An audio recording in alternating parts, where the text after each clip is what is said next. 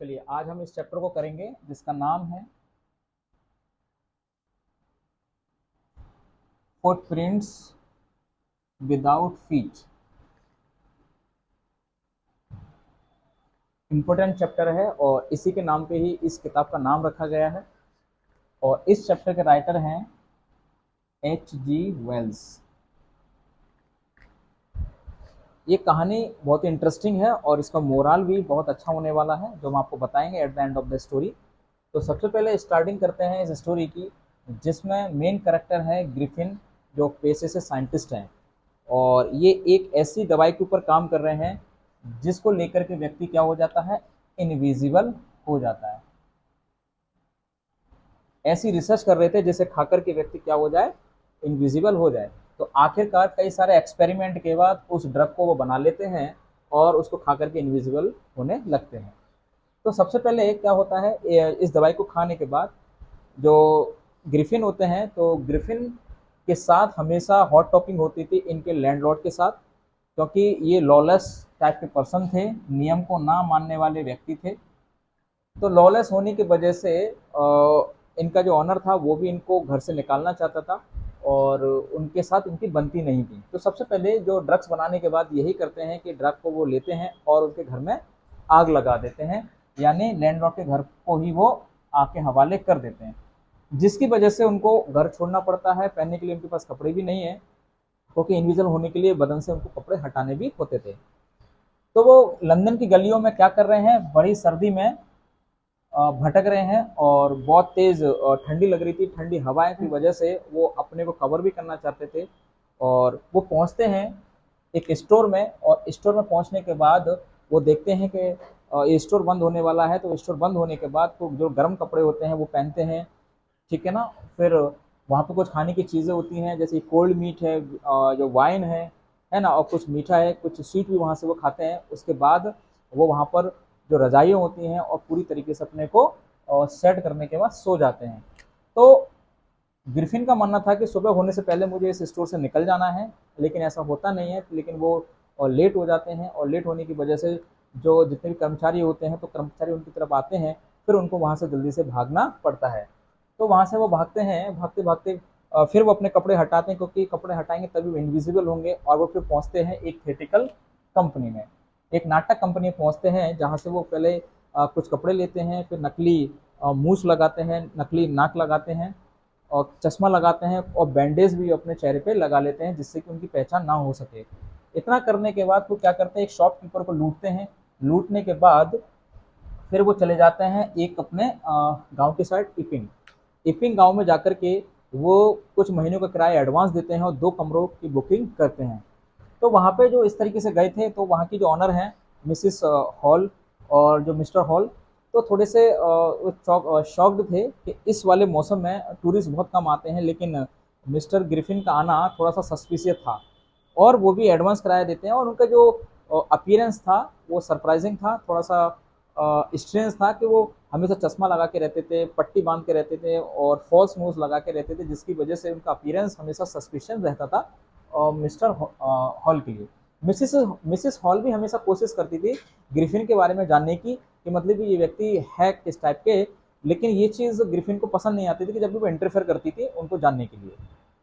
फिर होता क्या है कि जब उन्होंने किराया एडवांस दिया था, उसका टाइम खत्म होने के बाद जब उनको जब किराया चढ़ जाता है, तो ग्रिफिन से बार बार को इंसिस्ट करती हैं कि अपना वो रेंट सबमिट करें, लेकिन वो हमेशा टालते थे कि बस मेरा चेक आने वाला है, मेरे पैसे आने वाले हैं, आते ही मैं आपको किराए के पैसे दूंगा। तो इस तरीके से आपको टाइम अपना खींचते थे।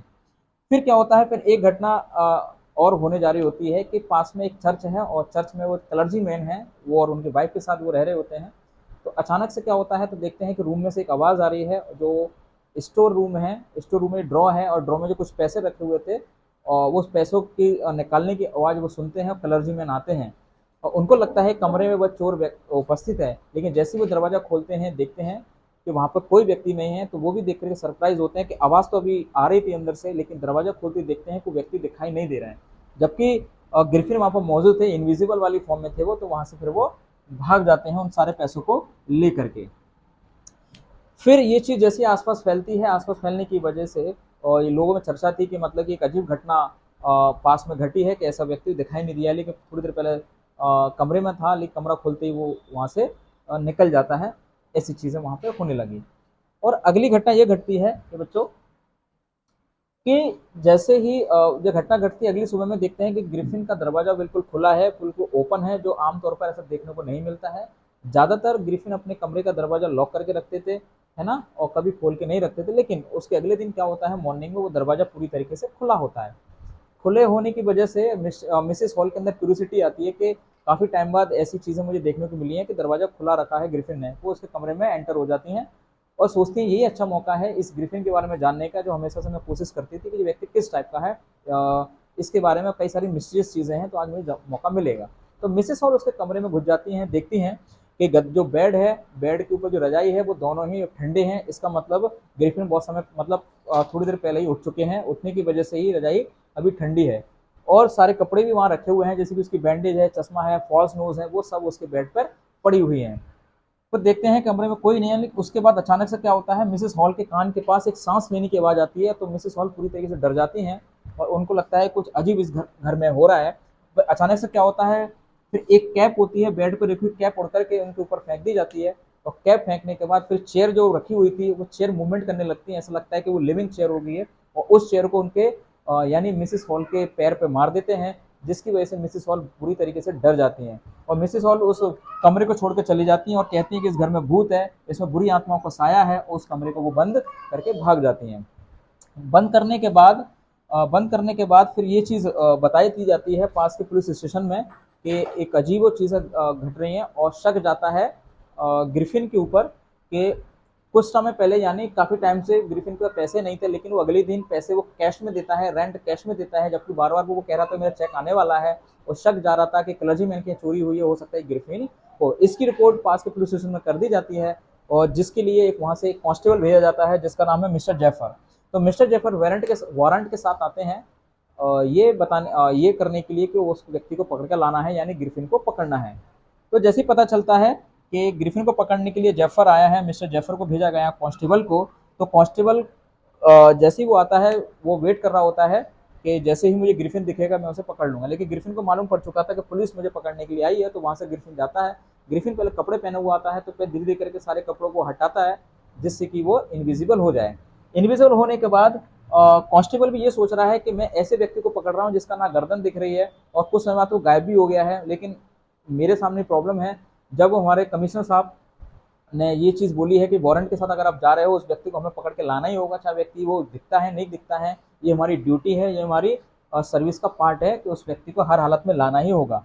तो फिर क्या होता है, उस ग्रिफिन को पीछा कर रहे हैं, ग्रिफिन को भी पसंद नहीं आती। ग्रिफिन उसको पंच मारता है, मुक्के ही मुक्के मारता है, जिसकी वजह से क्या होता है, वो गायब हो जाता है। और गायब होने के बाद कुछ समय बाद देखते हैं वो ग्रिफिन पता ही नहीं चलता वो कहाँ चला जाता है। कोई उस व्यक्ति के बारे में नहीं जानता है कि आखिर ग्रिफिन गया कहाँ। उसके बाद ग्रिफिन कभी नहीं देखा गया।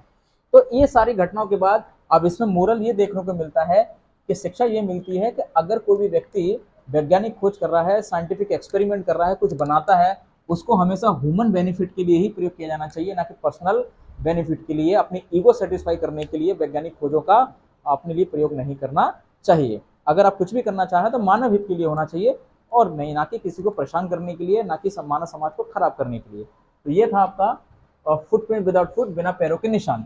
अगर इस चैप्टर के नाम की अगर मतलब की बात करते हैं, तो ये होता है कि जब ये कहानी स्टार्ट होती है दो बच्चों को लेकर के स्टार्टिंग में दो बच्चों को इसमें डिस्क्राइब किया गया है कि जो बच्चे खेल रहे होते हैं, तो अचानक से देखते हैं दो पैरों के निशान मिट्टी में सने हुए उनको दिखाई दे रहे हैं, और आगे चल के वो पैरों के निशान गायब हो जाते हैं। वो गायब इसलिए हो जाते हैं क्योंकि वो पैरों के निशान ग्रिफिन के थे। ठीक है, तो ये थी आपकी the story footprint without feet. I hope you have understood.